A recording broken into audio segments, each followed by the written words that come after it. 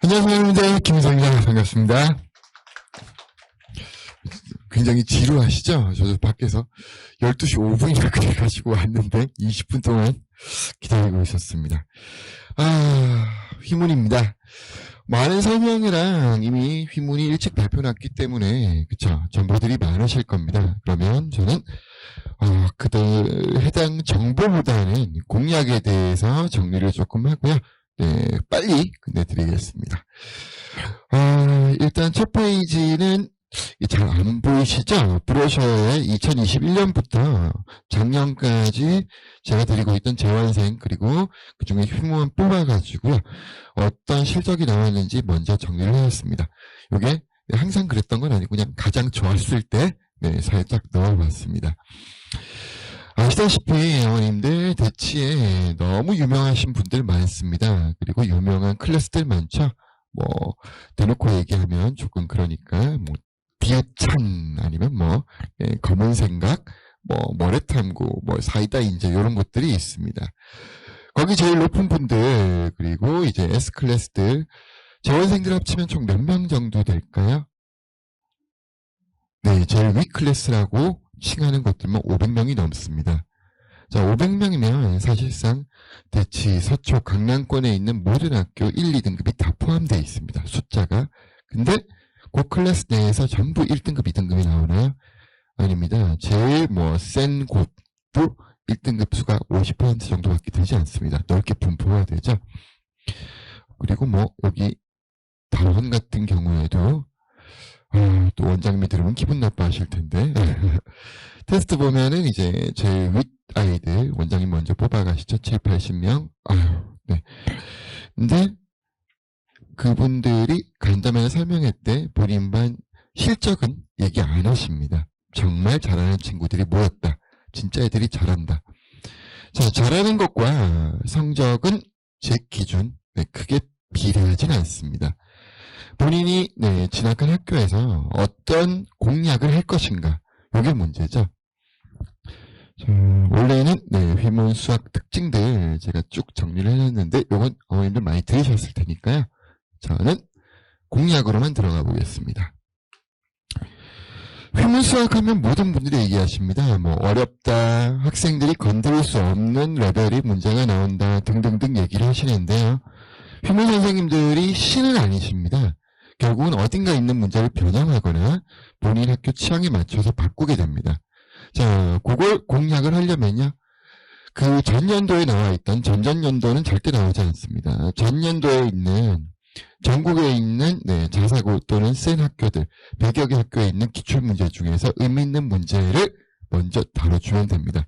반드시 그 안에서 변형이 돼서 나오고요.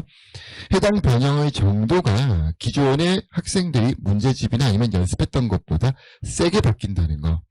숫자가 굉장히 더럽거나 아니면 뭔가 조건을 더 붙여서 시간을 많이 끌게 만든다는 거. 그러니까 휘문 친구들 거의 대부분이 수학에 자신 있고 연습을 많이 했다고 생각을 하거든요. 그 친구들 대상으로 뭔가를 던져야 되기 때문에 숫자가 굉장히 기상천외 또는 더럽게 변하게 됩니다. 근데 봤던 문제라면 일단 자신감 있게 덤빌 수가 있겠죠. 그래서 적어도 그 전년도 기출문제들 중에 센 학교들 거는 무조건 봐두고 들어가야 되고요. 제 경우에는 학생들이 휘문이다 뿐만이 아니고 웬만큼 센 학교들은 무조건 전년도에 있는 센 학교들의 기출문제 이거 새로 나왔네? 뭔가 바뀌었네는 무조건 돌리게 됩니다. 그리고 출제 비율이 상당히 높죠. 두 번째입니다. 그러면 어떤 문제들이면 학생들이 자신있게 덤비는데요. 여기서 학생들 차이가 굉장히 많이 납니다. 어디서 나느냐? 누구한테서 어떻게 들었냐입니다. 자, 해당 문제 한 문제에 대해서 일반적인 풀이는 상당히 길고 올드합니다. 식을 어떻게 놓고 정리한 다음에 이게 이것이니까 이런 식으로 넘어가게 되는데요. 대부분 학생들과 선생님들이 많이 무시하는 것들이 개념들입니다. 예를 들면 집에 가셔가지고요. 자녀분들한테 너 인수분해, 인수정리, 나머지 정리 세 가지의 차이점을 얘기해봐 라고 했을 때 학생들이 제일 많이 막히는 곳이 인수정리입니다. 인수 정리에 대해서 얘기를 못 하거든요. 자, 센 학교들 휘문도 사술형에 그리고 외대 부고도 사술형에 다음 식을 인수분해하시오라고 말이 나온 다음에 괄호로 단 인수 정리로 풀지 않으면 0점 처리라고 적혀 있었습니다. 그러면 자, 인수 정리가 익숙하지 않은 친구들 입장에서는 어떻게 하라는 거지?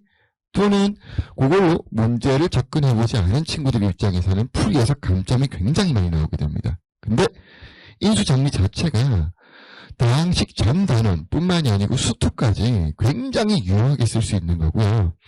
해당하는 개념만 학생들이 익숙하게 문제 푸는데 접근을 할 수가 있으면 자, 똑같은 문제에 대해서도 보는 눈이 완전히 달라지게 됩니다. 그러니까 문제 예시를 든 거 잘 안 보이시겠지만 되게 심플합니다. 한쪽이 인수분해가 돼 있으면 반대쪽도 똑같은 인수를 가지게 인수분해가 돼야 된다는 겁니다. 그래서 네, 제 경우에는 학생들한테 하나의 문제를 던져줄 때 해당하는 풀이가 타 풀이하고 많이 다릅니다. 웬만하면 인수 정리를 이용하고요. 웬만하면 복소수는 복소표면, 그리고 통합 유형의 경우에는 선행된 개념에서 또는 대학 개념에서 굉장히 많은 걸 가지고 옵니다. 그리고 그게 시간 확보, 그리고 정확도에서 차이가 굉장히 많이 나게 됩니다. 그리고 네. 자, 세 번째입니다. 이건 네, 순수하게 학생의 실력이 아니고요. 점수와 등급을 받기 위한 전략인데요. 휘문 친구들 수학 잘합니다. 근데 수학을 잘한다고 해서 본인의 실력이 100이라고 해서 시험 때 본인의 실력이 100이 나오진 않습니다. 실수라는 것도 있고요. 컨디션이라는 것도 있고요. 시간 배분이라는 것도 있습니다. 그렇다면 어떻게 이걸 극대화시킬 것인가? 이게 문제거든요. 자, 휘문의 종특은 숫자가 더럽습니다. 보기에 있는 숫자도 더럽고요. 넣어야 되는 숫자도 더럽습니다. 이걸 하나하나 넣어서 계산하거나 따져보려면 시간이 굉장히 많이 걸리고요. 거기서 학생들의 시간 배분 또는 멘탈 관리가 힘들어집니다. 그래서 휘문의 객관식, 단답형, 서술형 세 가지 전략인데요. 서술형은 쉽습니다. 휘문에서 서술형 대비한답시고 이것저것 적는 거 연습 또는 꼼꼼히 적어라. 바로 짓입니다. 시간 낭비고요.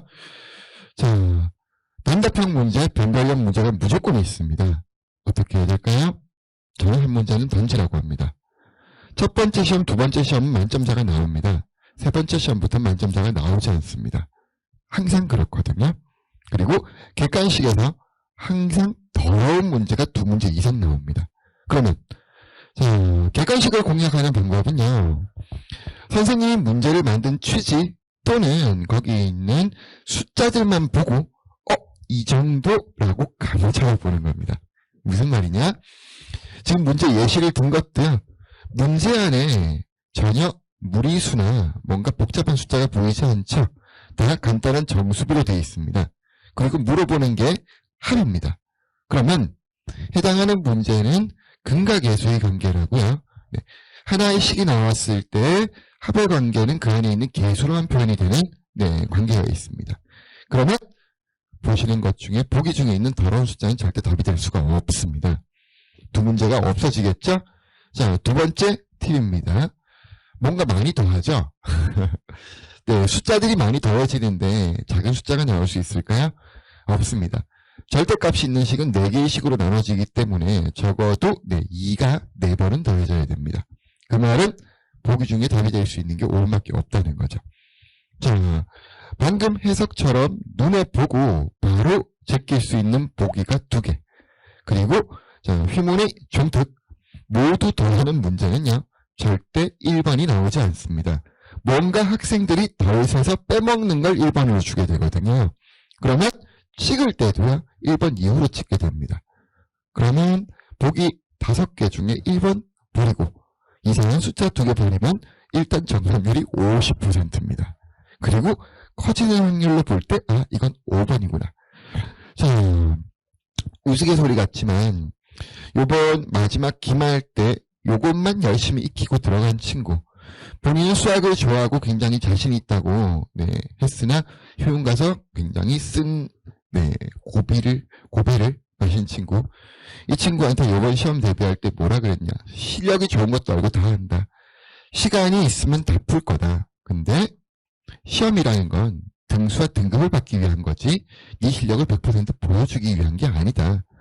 그래서 그 친구한테 얘기했던 건 자, 단답형 문제 하나는 읽지도 마라. 버려라. 마지막 시험이기 때문에 100점은 절대 나오지 않는다. 그리고 자, 객관식을 찍을 때 본인이 답이 아무리 정답 같더라도 방금 얘기했던 팁 이런 것들을 고려할 때 1번이 답이 나왔다? 아니다. 확신을 하고 다시 한번 풀어봐라. 자, 이 친구 마지막 시험 때 한 문제는 아예 풀지도 않았습니다. 그리고 그 남은 시간 동안 본인이 1번부터 푼 문제 전부 다 한 번씩 더 돌렸고요.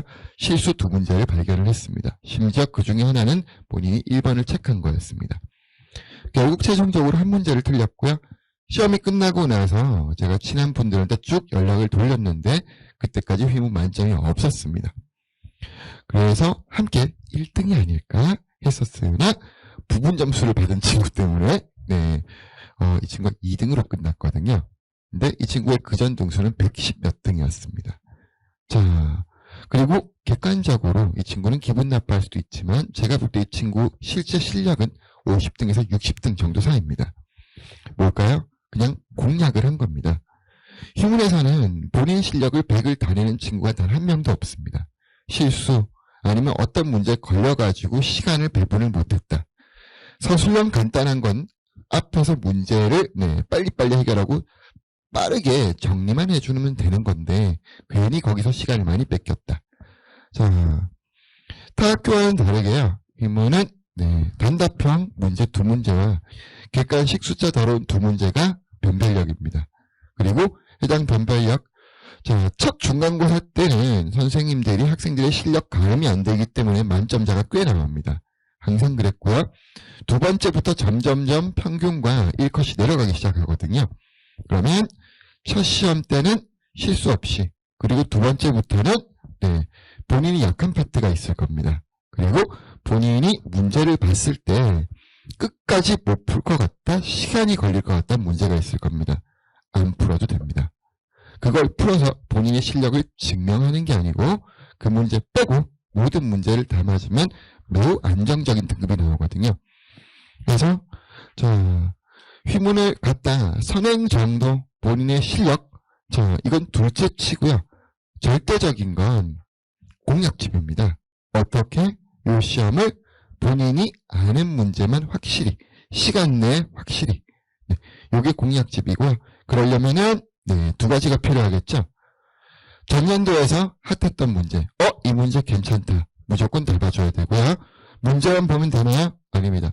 해당하는 문제의 풀이법 가장 간략하게 정리하려면 어떻게 해야 되느냐. 그리고 마지막 객관식은 찍을 수라도 있습니다. 휘문의 최고 난이도는 단답형이죠. 그래서 단답형에서 한 문제를 버리더라도 나머지 문제는 무조건 다 맞아준다. 이렇게만 정리해 주시면 제가 웬만큼 실력이 되는 친구들은 지금까지 다 2등급 안쪽으로 한 번씩은 밀어 넣었었고요. 그리고 학생도 본인이 깜짝 놀랍니다. 저는 2문제를 던졌는데 왜 등수가 이렇게 높죠? 못 던지는 친구들이 있기 때문에. 그래서 조금 여우처럼 넘버지만 곰처럼 굴면 안 되고요. 여우처럼 등급을 받아줘야 되는 학교입니다. 굉장히 빨리 끝났죠? 궁금하신 내용 있으실까요? 제가 20분 받았는데 한 15분 지났기 때문에 휘문 할 때마다 어머님들이 궁금해하셨던 거 그리고 휘문 간 친구들이 많이 궁금해하는 거 그것만 빠르게 몇 가지 자문자답 스스로 묻고 스스로 대답해가지고 점검을 해드리겠습니다. 휘문 가시는 어머님들이 선행 정도와 그 선택 과목 등에 대해서 언제 얼마나 해야 되는지 엄청 궁금해 하시거든요. 근데 일단 휘문이 1학년 때 1컷이 90대 이상입니다. 2학년이 돼도 80대 후반이고요. 근데 3학년이 됐을 때 미적분은 1컷이 70대로 떨어집니다. 이유가 휘문 학생의 90%는 안타깝게도 2학년 때 정시로 변환합니다. 이유가 수학뿐만이 아니고 국어가 어렵기 때문에 또는 한국사에서 점수가 나가는 친구들이 이 정도 평점이면은 수시가 힘들겠다라고 해가지고요. 2학년 때 정말 한 90% 정도가 정시를 생각하게 됩니다. 그렇게 되면 내신 대비가 아니고 순수하게 정시 체제로 넘어가게 되고요. 3학년 때 보게 되는 여러 선택 과목들에 대해서 공부 정도가 굉장히 낮아집니다.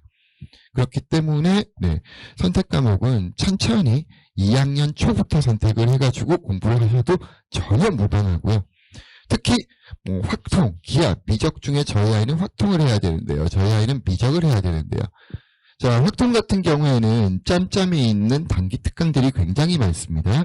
그거 선택하시면 전혀 밀리지 않고 성적이 나올 거고요. 미적 같은 경우에는 고3 담당하시는 여러 선생님들이 설명할 때마다 열심히 강조하는 게 있죠. 본인이 미적이 최강이다. 고2 때부터 들어도 본인 거 한 달만 들으면 성적이 무조건 나온다. 그리고 실제 수능에서도 미적이 1등급이 나온다, 만점이 나온다 강조하시는 분들 굉장히 많습니다. 그분들 거 한 달만 집중적으로 들어도요. 실제로 수능이나 모의고사 미적 무난히 나오고요. 학교 내신도 컷 자체가 내려가 있기 때문에 무난하게 등급이 나오게 됩니다. 그러니까 선행 정도 가지고 조바심 안 내셔도 되고요. 무조건 2학년 1학기 수험까지만 확실히 하고 나머지 마무리한다고 생각하시면 휘문에서 제대로 살아남을 수가 있습니다. 그렇습니다. 제가 받고 있는 휘문은 화요일, 일요일로 진행이 되는데요. 정규반이 화목이라서 화요일 날은 학생들이 함께하고 일요일 날은 휘문 친구들만 따로 보게 됩니다. 그리고 진단 테스트 미합격을 한 친구들은 일요일 날 수업만 따로 그냥 합류해서 들을 수가 있고요. 화일이 시간표가 안 좋은 것 같은데 사실 원래는 제가 수토로 깔라 그랬는데 휘문 담당하시는 국어 선생님, 영어 선생님들이 전부 다 수토에 깔으셨더라고요. 그래서 휘문이 이제 수학보다는 국어 학교가 돼가지고 밀릴 수밖에 없었습니다. 들어주셔서 감사하고요. 좋은 결과 있으시길 바랍니다. 감사합니다.